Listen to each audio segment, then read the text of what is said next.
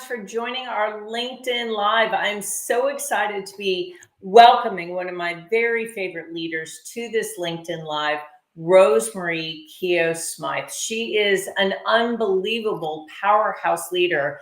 And I'm so excited that all of you get to meet Rosy if you don't know her already, because she is someone who is not only a natural motivator, but she is so inspiring. Her story of transformation and the kind of incredible insight, actionable insight that she offers leaders is nothing less than just jaw-dropping. What Rosy has created in the last year, the kind of impact she has created, the kind of transformation she continues to offer is just remarkable. So I am so excited to welcome all of you to today's live stream where we're going to talk to RoseMarie Keogh-Smyth. She's an award-winning author, speaker, and Canada's original Taproot Wealth Strategist. She's known as the mortgageless mentor. Say that 5 times fast. Mortgageless mentor. And she helps the money juggler of every single family ditch debt, build wealth, and create a financial future so secure that they never have to worry about money again. Does that sound good? Of course it does. For all of us, through her Taproot Method, Rosy teaches how to rebuild financial confidence without spreadsheets or shame, guiding families to create wealth that literally echoes for generations. So Rosy, I'm so excited to welcome you to the live stream, the LinkedIn and Facebook live stream today. And I'm really interested in learning a little bit more about how your life has changed since your book launch. So it's been a year since your book launched. And what's really changed for you most and for your readers? Well, it's been quite a whirlwind for the past year. On Wednesday, Amazon pressed the button and I became a published author. For me, the true anniversary will always be the 12th of December when I made my book in my grandmother's hands on her 100th birthday. She actually signed my copy. My sister and I are the only ones with that in our books. It has been incredible to be able to put a finance masterclass between 2 covers and be able to hand it out all over the place so that anybody has access to financial education, which we just are not given unless it's our parents are rich and they know what to do when they teach us, which is not happening for my group of friends. It has been truly wonderful to see my cousins come up to me and hear what they have to say about being able to find some money aside, to be able to think about children's education, to be able to do the things that we should all be able to do, but we just don't know how. Yeah, I love that. And so what is the kind of impact that you've heard from readers? What's changed in their lives? What's changed not just for you, but really for the people that have been impacted since reading your book? As you said, your book is literally a masterclass in creating your own definition of financial success, financial freedom, and financial wellness. It's really about each individual person being able to define what financial freedom means to them and to put into action the steps necessary to create that outcome. So what have you learned from some of your readers that were real aha moments for them? So I've gotten a little bit addicted to Amazon reviews, I must say, because strangers all over the place are putting in, I didn't know I didn't have any savings. I've saved more in the last month since reading this book than I did all of last year. Personal people who have come to me and told me what's going on. I had one of my advanced readers go debt-free in a year. Wow. That is really significant. I mean, Rosy, you really are changing lives all Absolutely. around the world. So I have to ask, what led you to expand from author to now being a coach? And what have you discovered through that journey of moving from becoming a best-selling author to now being a financial wellness coach? Once I was able to take all of the information that I start with. So normally people would meet with me and this is what I tell them. I'm able to take people deeper now. So when I am sitting down, it used to be just with friends and family, right? I'd sit down and go, bring me your numbers, and we'd have a beverage and discuss. But now I'm able to have that already as a base out in the world. People are reaching out to me who haven't talked to me in a couple of years saying, look, we need to talk. I've read your book and I need more. So I've been able to take it from, well, here's how to get out of debt to, okay, now it's time. Let's design the life that you want. Let's vote with the dollars that we have. And you know what? 100, let's have a good party. I love that. But you've developed a really unique signature methodology around this too. And you talk about taprooting wealth. So what does that really mean for everyday people that may not be familiar with the term taprooting wealth, as well as your other signature programs? So tell us a little bit about taprooting wealth first, and then we'll move on to some of your other methodologies. What does this really mean for everyday people? So the taproot is the deepest root of a tree. Part of my branding is I love trees. It's right there in like the key to success, the family tree. It's all about that. So that deepest root of the tree is the thing that's going to hold you during a storm. What I am hoping to get out into the world is the concept of finances aren't to be worshipped. They are to be there to hold you through the storm. If we know exactly what we want out of life, then we can put into savings, we can put into dreams, we can eliminate the debt and never go back into that. But really, right through the family tree, so that I am the last one who will ever say I grew up poor. That's what I really want to change. Love that. So talk to us about sweeps too, which is another part of your methodology. It's part of your signature methodology. So tell us a little bit about, again, your unique approach, whether it's taprooting wealth or, doing this sweeps methodology. Tell us a little bit about what that means. What I wanted to do was create actionable steps that didn't freak people out. There was no overwhelm involved. Think about it. Every time you were reading a book that said go back and get 3 months of expenses or 6 months of expenses, put it on a spreadsheet, analyze the hell out of it, like keep on going, you gave that book away. So I wanted to be able to just say, hey, try this.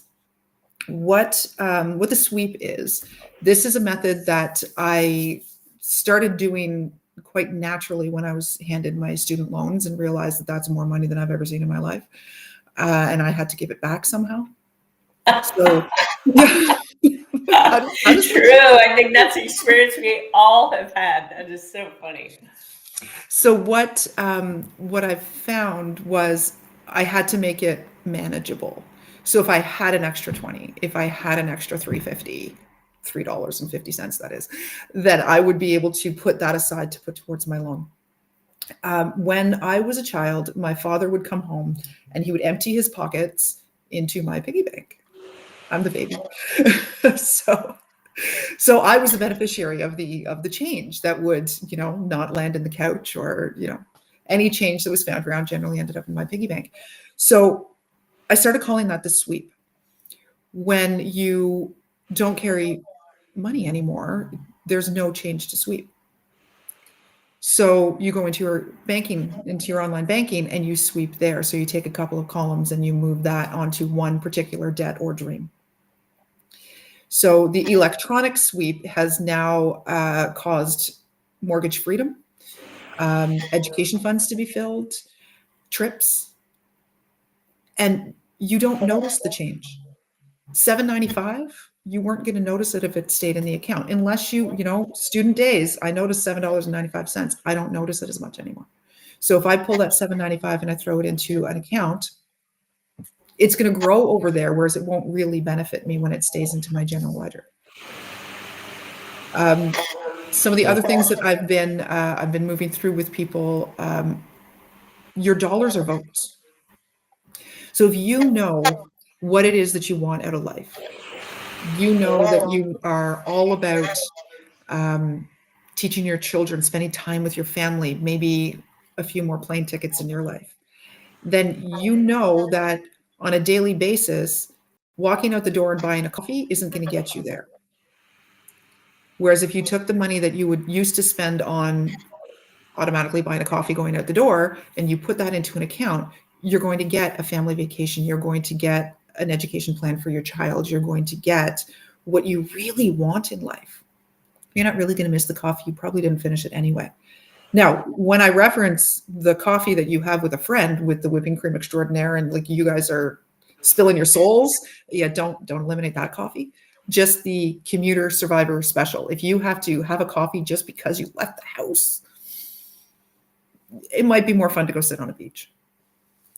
And I think what you're really creating for people is a level of awareness and sensitivity about those small expenses that we are in the habit of making. And it could be a subscription to a service that you never touch. It could be one of those recurring charges of $5, $8, $10 that we've gotten the habit of signing up for apps or programs or different kinds of recurring charges that we actually just forget about. We actually just forget that we even signed up for it. So those are some of the expenses that literally could be swept into a more meaningful expenditure that's really going to make an impact in our lives. So it feels to me what you're suggesting is to create a level of sensitivity and awareness in your life about where your money is going and to make conscious choices. Do I want to continue to pay for that app, pay for that service, pay for that channel? Is that something that's really meaningful to me? So I love that. And that's so important, I think, for everyone, no matter how wealthy you are, to really be conscious of where you're deciding to spend your money. Yes. Also, when you get a raise, if you have an extra client or if you get a raise, if you're employed, you didn't need that money 2 weeks ago. So let's make it count. Yeah, I love that. So tell us a little bit about your Avoid the Christmas Hangover webinar, which I love the name of that. Avoid the Christmas Hangover. So this is an upcoming webinar for everyone who's watching. And what can people expect to take away with that, Rosy? What we're going to do is have a bit of a think about who we're shopping for. So we generally get a little bit caught up. This is a fun season for shopping. I do enjoy. I love Christmas. It's an amazing time of year.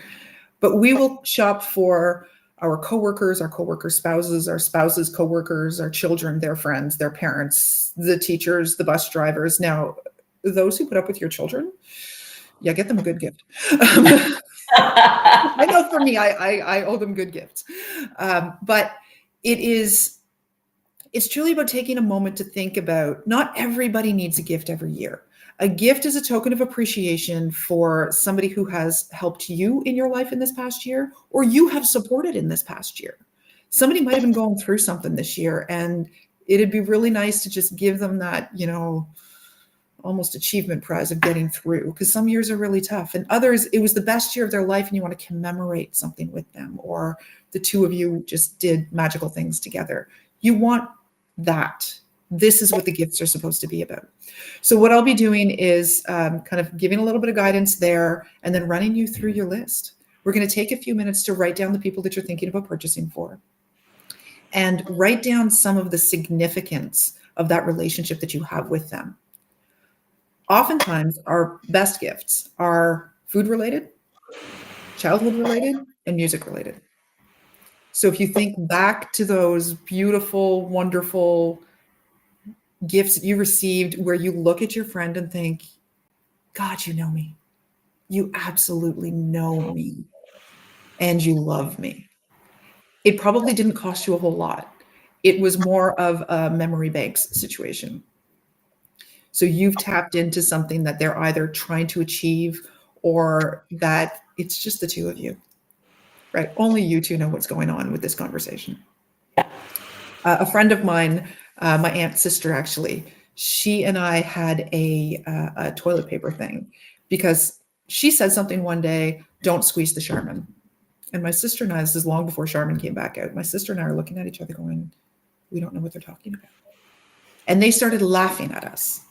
And we're going, nothing. So they explained to us, we're going, okay, well, whatever, some old commercial. Well, Charmin came back out and they came out with this sample roll of toilet paper that they hung on my mailbox. And I start laughing. I wrapped it up and I gave it to her for Christmas. That roll of toilet paper went back and forth between Christmas and birthday for the two of us for years until my husband opened it. They almost shot him. But when Todd and I got married, she wrapped up 250 rolls of Charmin toilet paper and gave it to us for our wedding with a check and a card. But that's an insider special that nobody else could have gotten away with, right? What did you give them for their wedding? Toilet paper. Very useful. So it's tapping into all of the insider jokes that you have. It's tapping into who this person truly is and aiming your gift there. It's going to take more time. It's absolutely going to take more time. It will be so much more glorious on Christmas morning or whatever it is that you meet up if it's your friends. And that's what I'm going for.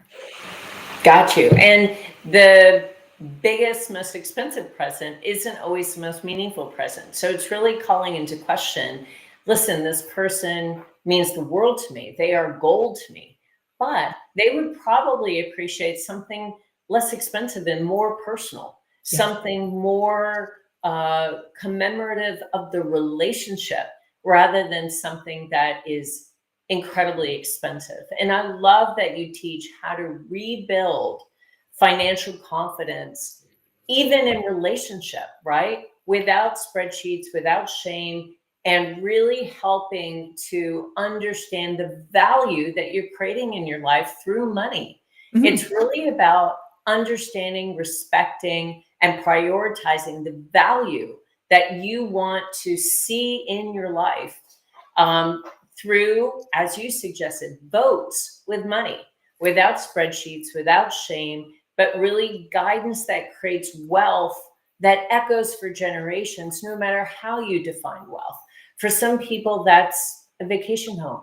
For some people, that is time with their family. For other people, that is the ability to take their family on a vacation. It really does depend on what you value in life and how you design your life to see that manifest. That's what I think about when I think about the kind of transformation that you're creating in people's lives. What else would you say you are finding that's most impactful with the people that you serve? Well, as you've just mentioned, many people haven't even sat down to think about what it is they want. They're too busy kind of in the mix of it, right? We are so bombarded. Where weeks disappear for us. So there isn't this time to just sit down and settle and look across the table and think, what is it that I want for this family? And if you're in a situation like myself, where there are two boys sitting across the table, one man, one son, they don't really know how to do that imagine if in my household. So a lot of times it's going to be led by the sole person who can do the imagine if, and we have to plant it in there. Yeah, more work, but truly valuable. So just taking that time to sit, think about what it is we want to design, and then aiming for it. And it could be wildly inaccessible at this moment. But the beauty is, once you start thinking about that and you can't shake that thought from your mind, that that is what I want, then you start reshifting things, right? Totally. I love that, Rosy. That's so smart. So if you were to offer one piece of advice to everybody tuning in on Facebook, Instagram, LinkedIn right now, if you were to offer one piece of advice, what would that be? And then remind everyone how they can take part of your Avoid the Christmas Hangover webinar coming up. So the one piece of advice would definitely be to design it before you spend it. Take the time. Think about your values. Think about how you're raising your children, how you're proceeding in your marriage, how you are as a daughter, a niece, an aunt. Design that first. Are you what you want to be? And if not, how do you get closer to that? If you are exactly how you want to be, how do you enhance that? And how do you bring others along for the ride? A lot of times financial wellness isn't just to do with finances. We fight about debts, we fight about spending habits. But if we get on the same page with the value system, the fight isn't going to be there. So many of my clients have talked about, oh, I have to talk to my husband about money, and they tighten up. But when the conversation changed, not to let's talk about money, but let's talk about what we want to be, have, do, it was a wonderful conversation that they look forward to having now. So I won't write marriage counselor on my resume, but it does help a lot because finances are really top notch for fights. Now, how to get into, can I put a chat in here? Avoid the Christmas Hangover webinar. Tell everyone when and where. Is it going to be on Zoom? What is the date? What is the time? So it'll be on Zoom. I thought that I would be able to put a link in there, but only people watching us can chat in there. So I'll add it afterwards. But it will be on Zoom in my on my website at mortgagelessmentor.ca/home base. There's a space where we're going to be talking about money. This is what it's for. It's a comfortable, safe space to talk about money. And any of the free events that I'm offering and any paid events are going to be listed on the events calendar. The Avoid the Christmas Hangover is already up there. It will be Wednesday at noon Eastern Standard Time, because that is the anniversary of the day that I became a published author. So I wanted to gift this to everybody who has been supporting me and following along and asking more questions that are resulting in drafts for new books. So that's going to be happening. It'll be an hour. I did do what I was calling my full dress rehearsal last week for the Government of Canada Workplace Charitable Campaign, where I ran some 70 people through the process, and the moments, the tears, actually. There were a lot of people who they're going through this year a first Christmas without somebody, and that is going to be playing into the family dynamics. So instead of going in crying, they're going in honoring, and they're finding gifts that mean something between the deceased person and the person they're gifting to. And it's going to be, yes, tears, but good tears and lots of stories. I am all about the stories. That's why our friend Zoe Martin and I get along so well. It's all about capturing those stories. So if my gift can make a story come back to me, I am fully repaid. I love that. So everyone, this is RoseMarie Keogh-Smyth. She's an award-winning author, speaker, and Canada's original Taproot Wealth Strategist. You may see Rosy all across social as the mortgageless mentor. Golly, I have trouble with that. And I got to tell you, Rosy is one of the most impactful leaders I know, helping the person in the family that's juggling the money, that's juggling the debt, that's really juggling the priorities financially for the family. She helps that person ditch debt, build wealth, and create a financial future so secure that they never have to worry about money again. That sounds remarkable to me.